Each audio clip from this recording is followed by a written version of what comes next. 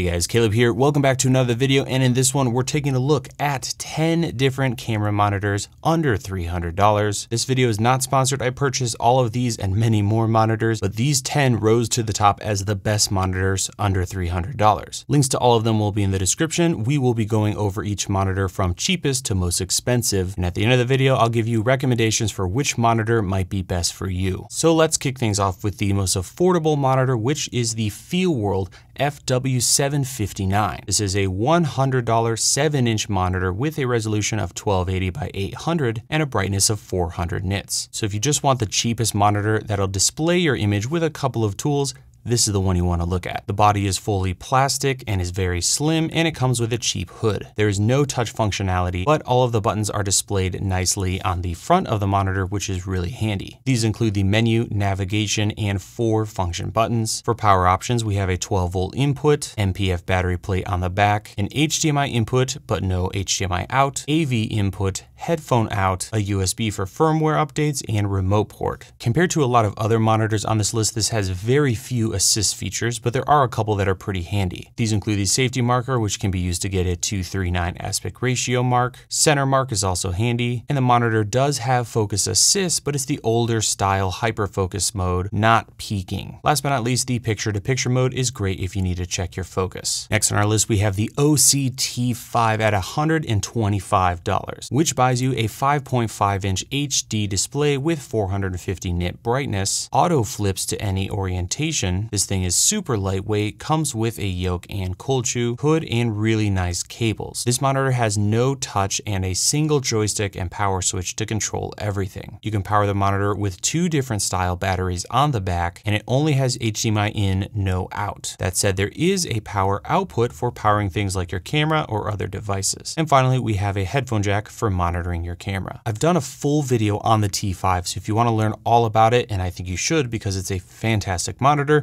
you can check that out in the description. But in short, there's an amazing page system allowing you to create custom groups of settings and assist features, and there's also a main menu system which is loaded with additional settings and other tools. There are a ton of assist features which I will briefly show on screen here if you want to pause and check those out. A few of my favorites include the 16 LUTs you can install via the SD card slot, the really high quality vector scope and waveform tools, and the fact that these tools can be placed anywhere on the screen, and you can quickly switch between groups of these tools to completely change the monitor's features in seconds. There's really only one thing I don't like about this monitor, and that is there's no touch. You have to use that little joystick to control everything, and it can be a little frustrating at first to figure out which gestures do what on the monitor, but aside from that, $125, you really can't go wrong with this guy. Next up, we have 2 monitors from TimbreCod, the DC-56 and DC-80. These are 5.5 and 7-inch HD displays that cost $166 or $186 respectively. These monitors are fully metal with a built-in yoke on the 5-inch and quarter 20 mounts on the 7-inch. The headline feature with these 2 monitors is that they have a built-in battery, so you don't have to worry about batteries having to switch them out or pack them or pack chargers. You can just turn them on and go with the built-in lithium-ion rechargeable batteries. Battery life is very impressive at over 4 hours of continuous use before dying, and you can recharge the battery using either USB or a 12-volt power supply, which is included. If you need even more battery life, simply add a USB battery to the back of the monitor, and that is sufficient to power these displays. The 5-inch has HDMI in only, but on the 7-inch you also have HDMI out. There is no camera power out on either of these, but you do get headphone out as well as function buttons. Another great feature with these monitors is the touch functionality. You can pinch to zoom, double tap to go into the menu system, as well as the gestures on the main screen to adjust brightness and volume. I'll list all the assist features on screen here. Some of my favorites include the really good marking and exposure assist tools. The monitor has focus peaking, but I wouldn't trust it as I found it very inaccurate. And unfortunately, while these do support LUT importing, it just didn't work for me. This is a real shame, as otherwise these monitors are really handy,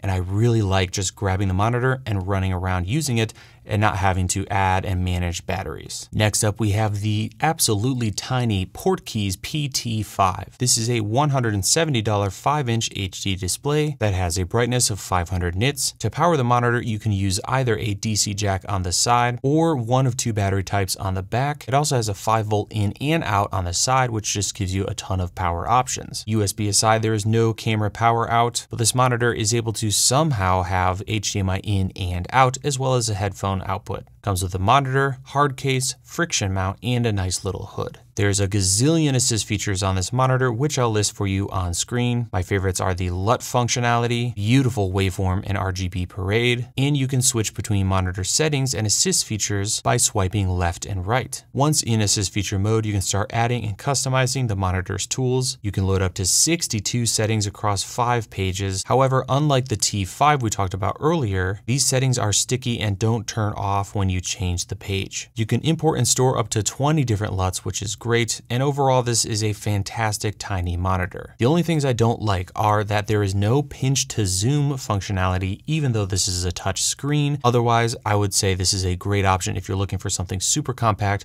with a lot of horsepower. Next up, we have the Feelworld F5 Pro. This 5.5-inch monitor costs $180, has HD resolution, comes with a yoke mount with cold shoe, and 4 mounting holes on the top, bottom, side, and back of the monitor, which is pretty interesting. For power, we have 12 volts in, USB-C, the battery plate on the back. For power out, you have a DC jack for going to your camera, as well as a dummy battery, which is designed for wireless transmitters or other devices. I've not seen this before, but it's a really cool feature. You have HDMI in and out, a headphone out, and finally a bunch of function buttons across the top. There are a ton of assist features on this monitor. I'll list them on screen for you here. I really like the false color, zebras, frame guides are great. There's anamorphic support with custom D-squeezes, which is pretty killer. And with a USB adapter, you can install up to 32 LUTs and easily navigate them. You can control all the settings with touch or the buttons on the top of the monitor. And you can also use the pinch to zoom functionality, which I just love seeing. There are a couple things I don't like about this monitor. The first is that you can't program one of these buttons to turn on and off LUTs. The body is very cheap feeling. And finally, the hood that comes with it is pretty cheap. Next up, we have the Feelworld F7 Pro.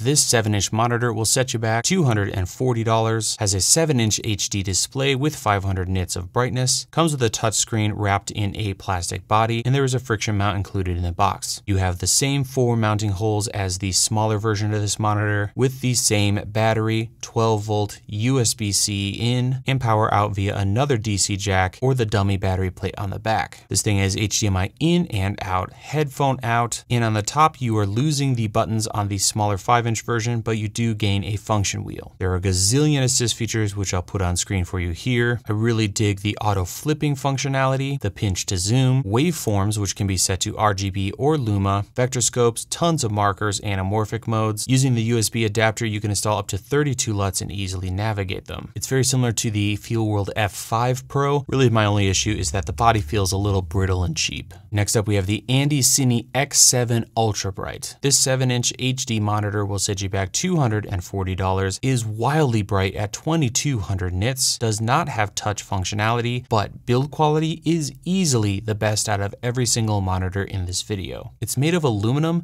and if you just want the strongest monitor, this is the one you want to go with. And I/O is great. We have MPF battery plate, DC in and out for powering other devices, HDMI in and out, and USB for updates, as well as a headphone jack. The menu system and assist features are not that great on this display, but that's really not what this thing is about. This is about giving you a really, really bright HD resolution display, all wrapped in a super rugged housing. Next up, we have the Desview R6, and for $240, you get a 5.5-inch HD display with 2800 nit brightness, which is easily the brightest out of this entire list, has touch functionality, is wrapped in a plastic lightweight body, and comes with a friction mount but no hood. There are bottom and side mounting points, and for power we have NPF or LPE6 batteries on the back, as well as a DC input, DC output for cameras, HDMI in and out, headphone out, and an SD card slot for loading your own LUTs. This monitor is completely touch controlled. You can pinch to zoom, swipe up on the left to control the backlight, or scroll on the right to control volume. Menu and assist features are really well done on this monitor. Double tap to access the assist features, of which there are 18 displayed in 2 pages. Each setting has multiple options that can be customized, and I'll list all the assist features for you here. You can load up to 20 of your own LUTs through the SD card slot, and all of that is wonderful, but the real headline feature of this display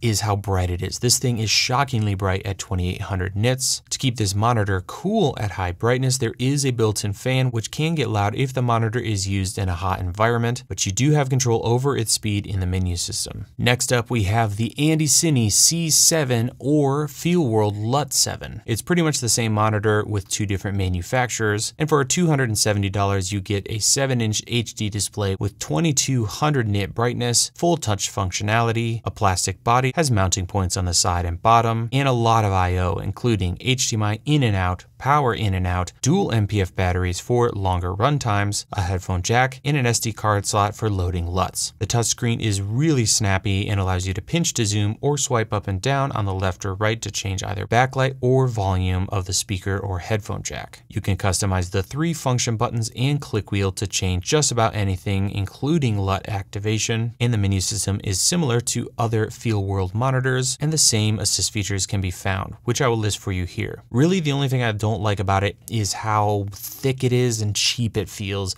Even though it's loaded with features, it just feels cheap. And last, we have the Atomos Shinobi. This thing comes in just under $300, which will buy you a 5-inch HD display with 1000 nit brightness, touch functionality, a plastic body that feels much sturdier than the other plastic monitors in this list, mounting holes on the top and bottom, and somewhat limiting I/O, including HDMI in but no out, an SD card for loading LUTs, and a headphone jack. There's no DC input unless you use an adapter, and there's no DC output. Touch can feel a little sloppy, and there's no pinch to zoom, so hopefully Atomos will address that with future firmware updates. There are a lot of assist features on this monitor, which I'll list for you here, and LUTs can be used with this monitor, but there are only 8 slots available, and turning them on and off can be somewhat finicky. Now for final recommendations. If you just want a really good, cheap as possible monitor, the Feelworld FW759 is your best bang for buck. $100, 7 inches, gets the job done. For $25 more, the Osee T5 is unreal when it comes to functionality for the price. If you like the sound of not dealing with batteries and chargers,